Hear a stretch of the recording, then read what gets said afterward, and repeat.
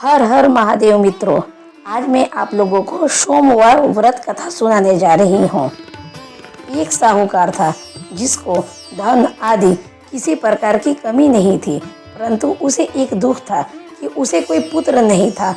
वह इसी चिंता में रात दिन रहता और इसलिए वह पुत्र प्राप्ति के लिए प्रति सोमवार शिव जी का व्रत और पूजन किया करता था।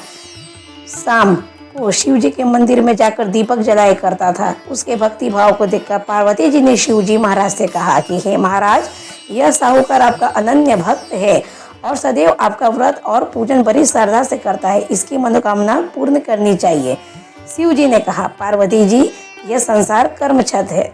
किसान खेत में जैसा बीज बोता है वैसा ही फल काटता है। उसी तरह इस संसार में जो जैसा कर्म करते हैं वे वैसा ही फल भोगते हैं। पार्वती जी ने अत्यंत आग्रह से कहा कि महाराज, जब यह आपका भक्त है और यदि इसको किसी प्रकार का कोई दुख है तो उसको अवश्य दूर करना चाहिए, क्योंकि आप तो सदैव अपने भक्तों पर दयालु हैं, उनके दुख दूर करते हैं। यदि आप ऐसा नहीं करेंगे तो मनुष्य क्यों आपकी सेवा व्रत पूजन करेंगे। पार्वती जी का आग्रह देख शिव जी कहने लगे, हे पार्वती, इसे कोई पुत्र नहीं है, इसलिए पुत्र चिंता में यह अति दुखी रहता है। इसके भाग्य में पुत्र न होने पर भी मैं इसको पुत्र प्राप्ति का वर देता हूँ, परंतु वह पुत्र केवल 12 वर्ष तक जीवित रहेगा। इसके पश्चात वह मृत्यु को प्राप्त होगा। इससे अधिक मैं और कुछ इसके लिए नहीं कर सकता। यह सब बात साहूकार सुन रहा था। इससे उसका ना तो प्रसन्नता हुई ना ही दुख हुआ। वह पूर्वतः वैसे ही शिवजी महाराज का सोमवार का व्रत और पूजन करता रहा। कुछ समय व्यतीत होने पर साहूकार की स्त्री गर्भवती हुई और 10वें महीने उसके गर्भ से अति सुंदर पुत्र की प्राप्ति हुई। साहूकार के घर खुशियां मनाई गई, परंतु साहूकार ने उसकी केवल 12 वर्ष की आयु जानकर अधिक प्रसन्नता प्रकट नहीं की। न किसी को यह भेद बताया कि जब वह 11 वर्ष का होगा, जब वो बालक 11 वर्ष का हो गया तो उस बालक की माता ने उसके पिता से उसकी विवाह आदि के लिए कहा, परंतु वह साहूकार कहने लगा, मैं अभी इसका विवाह नहीं करूंगा, इसे काशी पढ़ने के लिए भेजूंगा। उस साहूकार ने अपने साले अर्थात बालक के मामा को बुलाकर बहुत सा धन देकर कहा, तुम इस बालक को काशी जी पढ़ने के लिए ले जाओ और रास्ते में जिस तरफ भी जाओ यज्ञ करते और ब्राह्मणों को भोज कराते जाना। दोनों मामा भाजे जगह जगह पर यज्ञ करते और ब्राह्मणों को भोजन कराते जा रहे थे। तभी रास्ते में उनको एक शहर पड़ा। उस शहर के राजा की कन्या का विवाह था और दूसरे राजा का लड़का जो विवाह के लिए बारात लेकर आया था वह एक आंख से काना था। उसके पिता को इस कारण इस बात की चिंता थी कि कहीं वह वर को देख कन्या के माता पिता विवाह में किसी प्रकार की अड़चन न पैदा कर दे। जब उसने अति सुंदर सेठ के लड़के को देखा तो मन में विचार आया कि क्यों न झुकाव के समय इस लड़के से वर का काम चला लिया जाए। ऐसा विचार कर राजा ने उसी लड़के और वह उसके मामा से कहा तो वे राजी हो गए। तब साहूकार के लड़के को स्नान आदि कराकर वर के कपड़े पहनाकर घोड़ी पर बैठा झुकावे पर ले गए।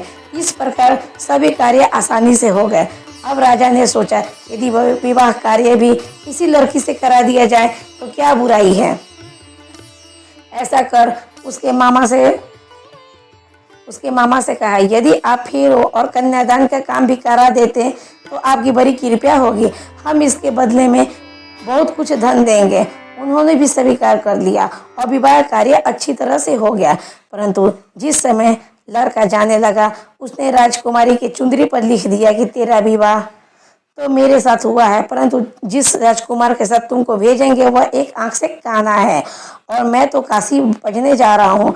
उस राजकुमारी ने जब अपनी चुंदरी पर यह लिखा हुआ पाया तो उसने राजकुमार के साथ जाने से इनकार कर दिया और कहा, यह मेरा पति नहीं है। मेरा विवाह जिसके साथ हुआ वो काशी जी पढ़ने गया है।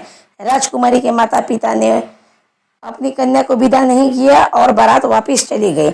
उधर सेठ का लड़का और मामा काशी जी पहुंच गए। वहां जाकर उन्होंने यज्ञ करना और लड़के ने पढ़ना शुरू कर दिया। जब लड़के की आयु 12 वर्ष की हो गई, एक दिन उन्होंने यज्ञ रच रखा था कि उस लड़के ने अपने मामा जी से कहा, मामा जी आज मेरी तबीयत कुछ ठीक नहीं है। मामा जी ने कहा अंदर जाकर सो जाओ। लड़का अंदर जाकर सो गया और थोड़ी देर में उसके प्राण निकल गए।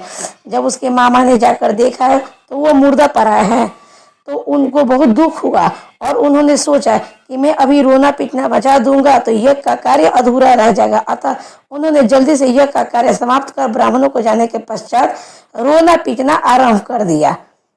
संयोगवश उसी समय शिव जी महाराज और पार्वती जी उधर से जा रहे थे। जब उन्होंने जोर जोर से रोने पीटने की आवाज़ सुनी तो पार्वती जी शिव जी को आग्रह करके उनके पास ले गई और सुंदर लड़के को महाराज देखकर कहने लगी, महाराज ये तो उसी सेठ का लड़का है जो आपके वरदान से हुआ था। शिव जी ने कहा, पार्वती जी इनकी आयु इतनी ही थी जो भोग चुका है। पार्वती जी ने कहा, महाराज कृपया करके इसे और आयु दे दीजिए, नहीं तो इसके माता पिता का तरफ तरफ तक मर जाएंगे। पार्वती जी के इस बार बार आग्रह करने पर शिव जी ने उसको वरदान दिया और शिव जी की कृपा से लड़का जीवित हो गया। शिव पार्वती कैलाश चले गए। तब वो लड़का और उसके मामा उसी प्रकार यज्ञ कराते हुए अपने घर की तरफ चल पड़े। रास्ते में उसी शहर में आए जहाँ उस लड़के का विवाह हुआ था। वहाँ जाकर जब उन्होंने यज्ञ आरंभ किया तब उस लड़के के ससुर ने उसको पहचान लिया और दासियों के सहित बड़े आदर सत्कार के साथ अपनी लड़की और जमाई को विदा किया। जब वो अपने शहर के निकट पहुंचा तो उसके मामा ने कहा, पहले मैं तुम्हारे घर जाकर खबर करता हूँ। उस समय उसके माता पिता अपने घर की छत पर बैठे हुए थे। उन्होंने प्रण कर रखा था, यदि हमारा पुत्र सकुशल घर आए तो हम राजी खुशी नीचे आ जाएंगे, नहीं तो छत से गिरकर अपने प्राण त्याग देंगे। इतने में उस लड़के के मामा ने आकर यह समाचार दिया कि आपका पुत्र आ गया है, परंतु उनको विश्वास नहीं हुआ।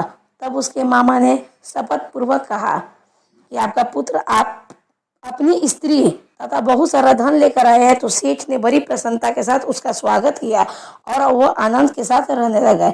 इसी प्रकार जो प्राणी इस सोमवार व्रत का धारण करता है तथा इस कथा को पढ़ता है, यह सुनता है, उसके दुख दूर होकर सभी मनोरथ पूर्ण होते हैं। एक बार बोलिए भोले बाबा की जय, एक बार बोलिए पार्वती माता की जय। तो दोस्तों आपको हमारी ये कथा कैसी लगी? अगर पसंद आए तो लाइक, सब्सक्राइब, कमेंट और कमेंट में हर हर महादेव लिखना ना भूलें। धन्यवाद।